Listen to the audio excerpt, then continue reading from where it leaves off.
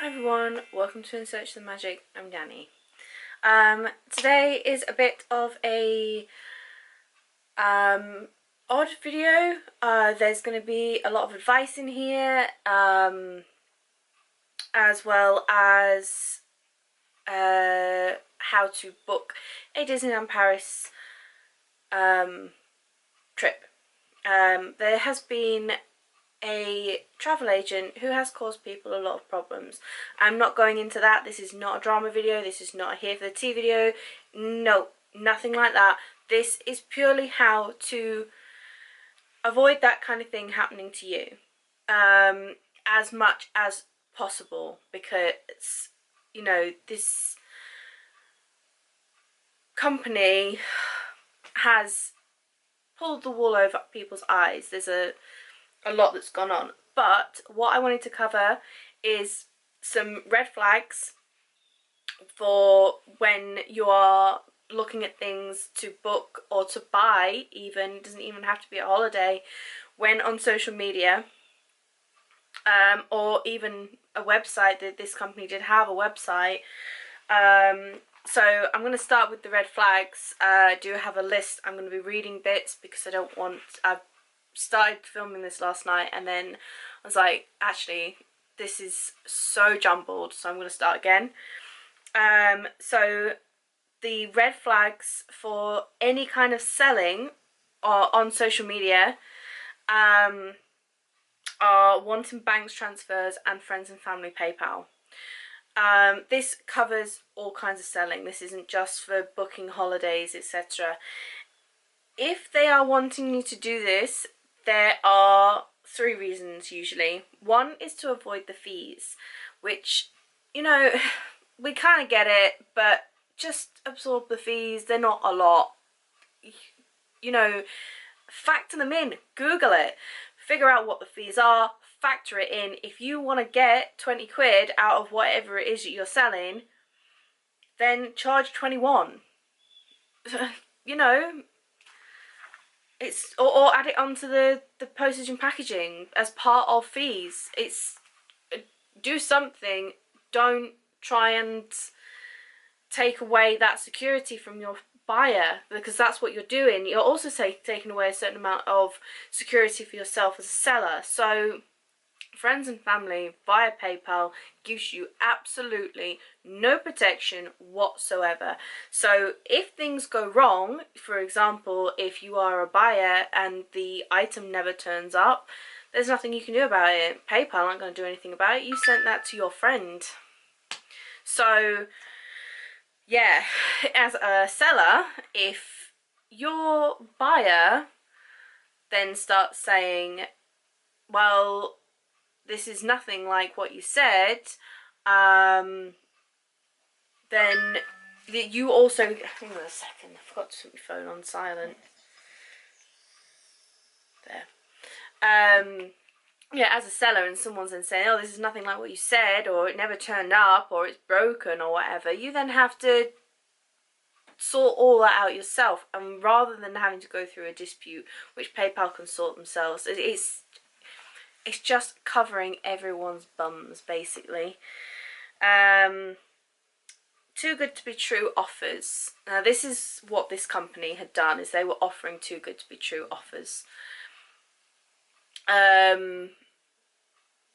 And that can be with anything. So one of my recent experiences is I found on a selling group a rather rare ornament that I had been looking, well, not really an ornament, it was a speaker, it was a Mickey Mouse speaker, that I had been looking for a while. I was like, oh, they only want 20 quid for that. I don't think they know what they've got, but I'm going to snap it up anyway. So I messaged them and said, is that still available? Yes, it is. I'll take it, please. Okay, can you transfer money to this bank account? No, I cannot. I will PayPal you goods and services. I don't accept that. Well, then you have no sale. Oh, unless you want to give me 50 quid. Hang on a minute. No. No, you're not adding 30 quid on because I want to pay goods and services. or you're trying to scam me. No, hang on a minute. And so it's all down, sometimes it's just down to language, and that's one of my other points, but sometimes it's all down to language. If they start accusing you of scamming them, run away.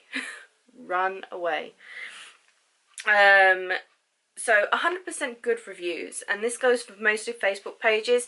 No one has 100%, unless they are very, very new and they've got their friends and family to put their reviews on. They are bound to have annoyed somebody at some point. Even if they've only been running for 6 months, there's all sorts of things that will drop a review down from 5 stars. It only takes someone to give them 4 stars or 3 stars. No one has completely 100%. Okay, not even booking directly with Disneyland Paris is going to have 100% positive reviews. So yeah, keep an eye out for that. When it comes to a commercial setting, so it's an actual Facebook page, one of my red flags, and I know this won't be the same for everybody, but for something that you need to look out for, is poor spelling and grammar. This isn't good. I know that a lot of people are like, oh, but it's not an English lesson. No, it's not. It's a business. And my English and grammar isn't perfect. You can probably tell that by the way I speak. My written correspondence isn't perfect. It took me forever to get certain things down to a fine art. I'll still be writing and realise that I've put your instead of you are, and I'm like, hang on a minute, what's going on there? But I proofread things. If they're not doing that, if they're using text speak, if you message them and say, oh, I'm interested in this thing that you've got on your website or whatever, and they're like, oh yeah fam, what? No. Professional correspondence needs to be upheld. If they're not going to do that, you need to be questioning why. It seems silly. I get that it seems silly, but it's a red flag. It doesn't have to always be a red flag. You know, it might be that the person is heavily dyslexic. It's not always a red flag, but if it combines with other things, then it could be one. So bear that in mind. So they're the red flags that I thought of. They're the main ones for me. There will be others, but they're the main ones that I would be, hang on a minute, nope, don't like that. Oh, missing comments. If you're reading from a thread and it's not flowing properly and there's clearly deleted comments, that's a red flag. You have to question why. But yeah. Okay, so the other thing, there's things that you can do to protect yourself when buying online. Again, whether it's a TV or a holiday, protecting yourself with how you pay for stuff can give you security if things go wrong. So, for example, paying by a credit card and you get payment protection under Section 75. Now, this essentially means that if the product or service that you have paid for isn't delivered by the company you paid to, your credit card company can refund that money for you because you never received the goods or services. So that's definitely something to consider, is paying with a credit card if you have access to one. Even if you have the money in the bank, it's always been something that I was advised to do, is that pay for it by a credit card and then instantly pay it off, and then you don't even have to interest charges, and you just get to have the extra added protection of using the credit card in the first place. So you know, you don't have to have the balance on the credit card for this protection to be in place. You just have to have used the credit card for the payment. You can pay it off instantly. It's not a problem. Goods and services on PayPal. If you've been trading online for a long time, whether you've been buying or selling, you'll be aware that PayPal offers a certain amount of protection for both buyers and sellers. Their full terms and conditions are incredibly lengthy, so I'm not going to go through that. but they are there on the website. It's worth having a look through that. It is worth having a PayPal account if you're going to be buying things online. I will only, if I'm, you know, when you see those moderately dodgy adverts on Facebook and you think, I'd kind of like to try that, I'd never pay for them without PayPal, just in case it doesn't turn up, because you never know when it won't turn up. So, just a thought. Some debit cards run by Visa and MasterCard can offer similar protection to what a credit card can. You need to check with their individual terms and conditions and find out what protection your debit card holds. Anything is better than a bank transfer and PayPal friends and family. Apart from maybe actually sending money in the post. Don't do that.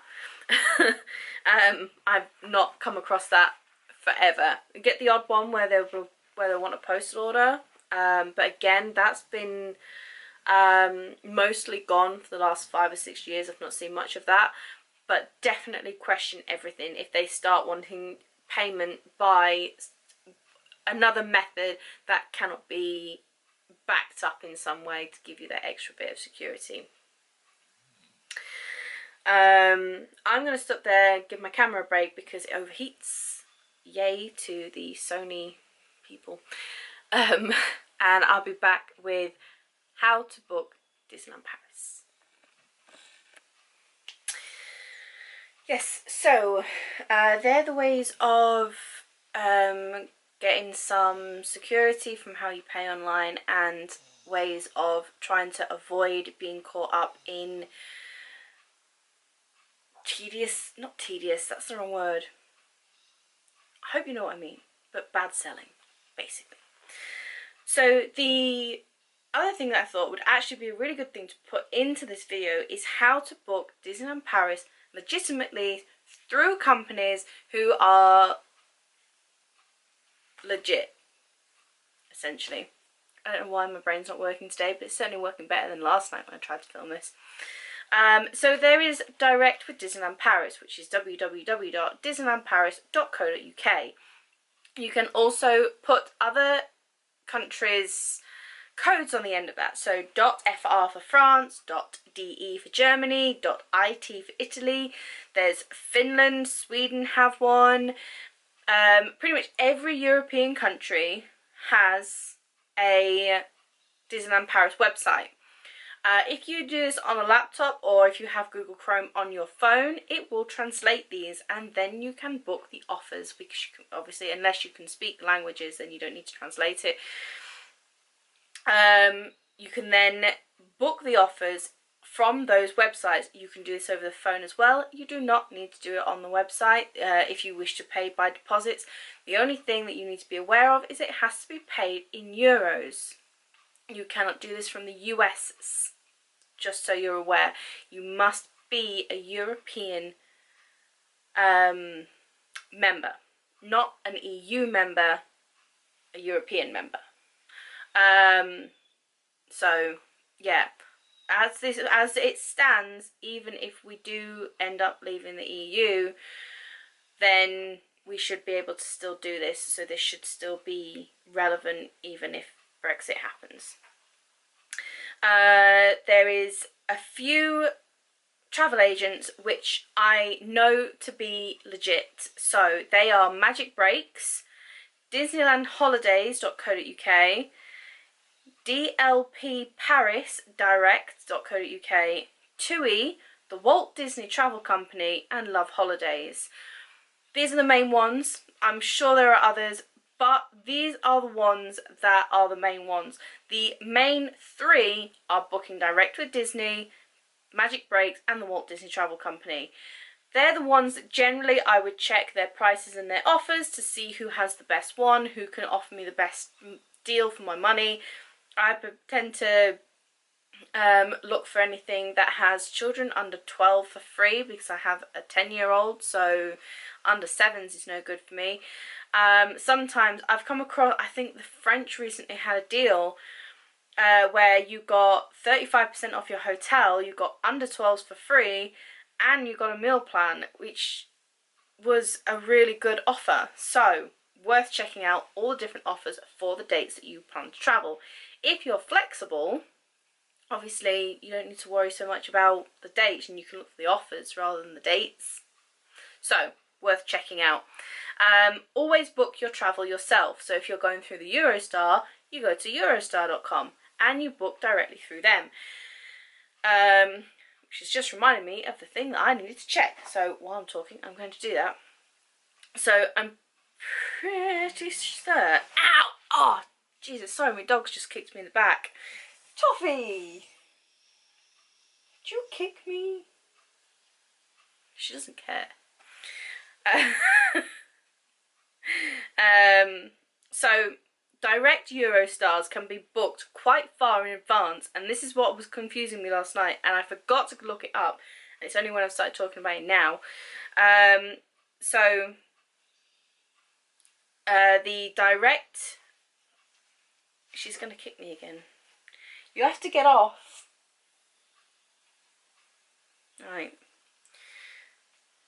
So to go direct to Disneyland Paris, which if you are going to use the Eurostar, make sure that you book to Marne-la-Vallée, not to Paris. Paris is 40 miles away from Disneyland Paris, which I know is deceiving. But if you go into Gare Nord, you are going to have to get yourself from central Paris, which means using the RER and the metro. It's not the end of the world, it's pretty easy, it's just that extra bit of travelling on the end of the travelling you've already done. So, let's see how far in the future I can go. I can go all the way up to the end of May, and it is the end of September. For direct Eurostars.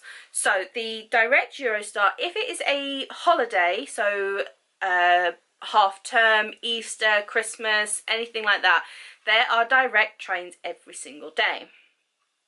If it is not a holiday, they are on Monday, Wednesday, Friday, Saturday and Sunday. So there are no direct trains on Tuesdays and Thursdays if it is not peak time or a holiday. So that's definitely something to bear in mind.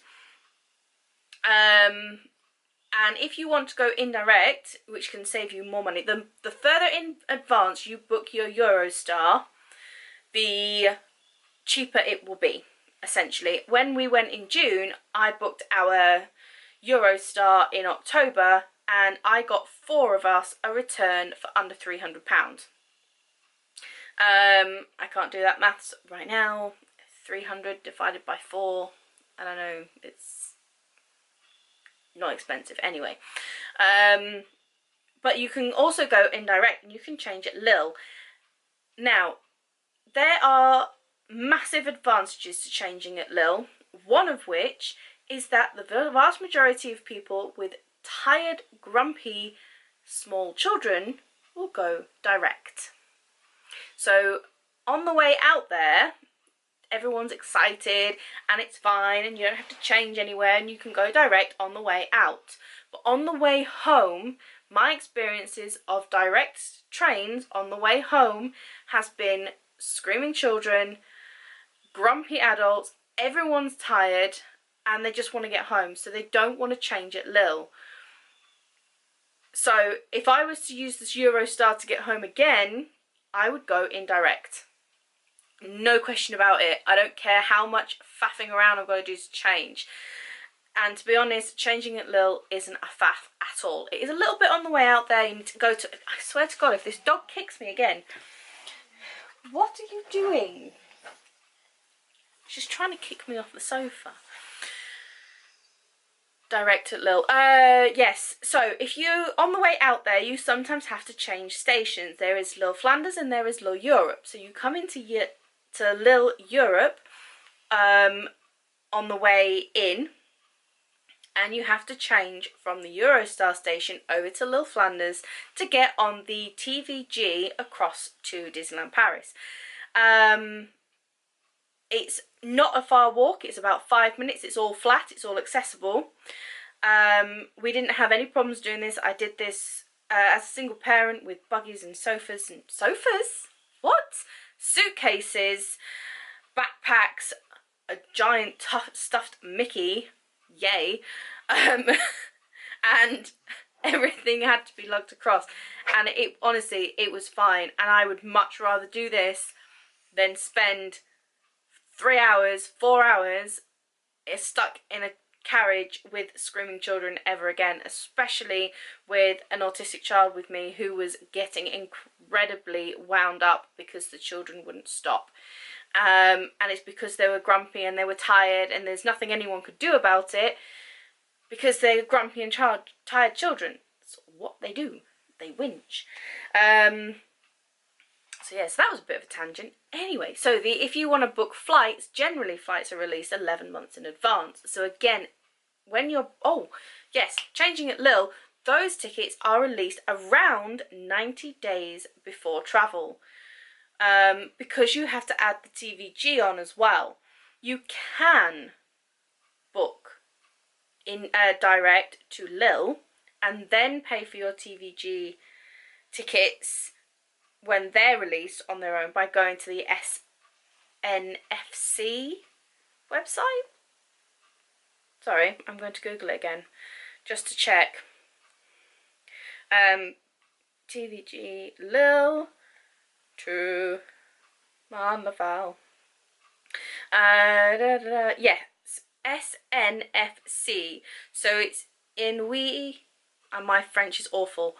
So no, that's not N, that's on we SNFC / TVG, and you can then purchase just those tickets 90 days in advance. But to be perfectly honest, you're not going to save a great deal of money. You're not going to save a great deal. You're certainly not going to save time because you have to do it twice. And then when you go through the TVG website, you have to do that in euros. So again, you need an electronic way of being able to pay in euros without incurring a lot of charges. Flights are 11 months in advance generally. I know that EasyJet release bunches of dates sporadically. I don't know how they're working out their dates. But they seem to have dates that are released around October, around April, and then I don't know if they're every that's not 6 months, it's like 5 months, I don't know. But yeah, their way of releasing flights is a bit odd, so you'll need to check how they're releasing their flights. And remember to factor in, if you are going to fly, your transfers on both ends, not just at the other end. So if you're thinking, oh my god, but if I get on the Eurostar, it's going to cost me loads to get down to London, I'm going to have to stay in London overnight. I've actually found every single time I've priced this up, it's cheaper for us to stay overnight in London than it is to fly, because of the transfers, adding the transfers up at both ends. So definitely work it out and see what works best for you. If you're coming down from Scotland, flying is probably your best bet, because from Scotland to London you're either going to spend a long time travelling by doing something like the megabus. Do not recommend that at all. The megabus is by far the worst way I've ever travelled in my life. Certainly wouldn't want to do it all the way from Scotland to London. And then on top, or you've got very expensive ways of getting to London, which is not going, it's not going to be very cost effective or time effective. So base it on where you are. Obviously, if you're coming from Ireland, you're better off flying than you would be to get the train. If you're further south than London, you might be better off driving. You can jump on a ferry. If you're in Kent, you can be at Disneyland Paris in 5 hours of driving if you time your ferry right. It's, you know, there's so many different ways of getting there. The Eurotunnel, I'm not sure how far in advance the Eurotunnel is bookable. I think it's around 180 days, which is around 6 months. So yeah, they are really good because you can pay for that completely if you have enough points with your Tesco Club card. and that's really good. Ferries often have offers on. The advantage of going on the ferry versus the Eurotunnel is you get to get out the car, have a rest, everyone can run around the deck and annoy everyone. I really, on the way over when I went on the Sarah Louise Porter trip, the break on the ferry actually, I needed that break. I needed to get off that coach and move around a bit. I don't like coaches, to be honest. They don't suit me. So you know, and I hate being a passenger anyway. If I was driving, I'd be really grateful for the break. Whereas if you go on the Eurotunnel, you stay in your car and you just sit on the train and it takes you through.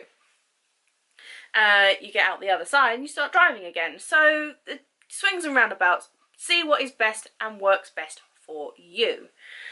And when you book, you should book your travel insurance as close to booking as you can. I tend to buy my own travel insurance rather than buy travel insurance that comes with the company I'm booking with, because I have pre-existing medical conditions. So the last thing I need is for something to be missed off, especially when I'm going out to the States next year. You know, the last thing I need is for my asthma to be missed off, because if it's not in the travel insurance, it will not be covered. And if I have an asthma attack, I'm looking at thousands of pounds worth of money that I'm gonna have to pay out to the medical professionals in whatever country I'm in. There are a few different things that you need to take into consideration if you require special travel insurance. If you don't require anything special in travel insurance, buy it through who you're booking with. If you're going to be doing lots of trips, buy your own and get annual. Make sure it covers all of the countries that you're going to be going to. My travel insurance even covers me in the UK. If I'm more than 30 miles away from home and something happens, I can get hotel rooms covered via my travel insurance, because I was spending so much time away from home at one point that actually that was better for me to be able to have this travel insurance. And that's how I've always done it since, because just in case, it covers me and anyone I am with up to a standard family, which it would be up to 2 adults and 2 children. So it's useful to have. So yeah, that's how to book. And at some point what I'm going to do is, when I've figured out how to actually film my screen on my laptop, I will walk you through all the different offers on how to book the different countries' offers. I haven't quite figured out how to do that. I need to go up and see my friend who does the filming stuff and see if he'll teach me and show me how to do it. Yeah, so that's everything for today. Thank you for watching. I understand that this was a bit of a mishmash. It wasn't a video that I'd really planned to do. I did the research this morning. Lots of rambling, more ums than usual. I'm going to do a video at one point where I actually count how many times I say so thanks for watching, and I will see you in the next one, which will be up tomorrow, Myth Monday. We'll be back with episode 3, which is going to be all about disabilities, the priority passes, how they work, and all of that. So I will see you tomorrow. Bye guys.